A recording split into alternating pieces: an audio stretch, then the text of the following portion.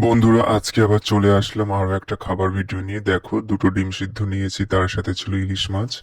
আর এদিকে রয়েছে কুমড়ো সিদ্ধ, ডাল, মুগের ডাল রান্না করেছিল, আর রান্না করেছিল লাউ ডাঁটা।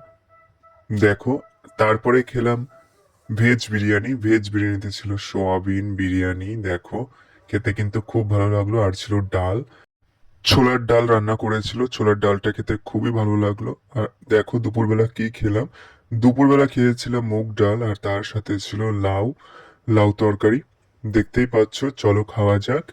খেতে কিন্তু খুব ভালো লাগলো লাউয়ের তরকারিটা, তার সাথে মুগ ডালটাও খেতে খুব ভালো লাগলো। আজকে অনেক রকমের খাবার খেলাম।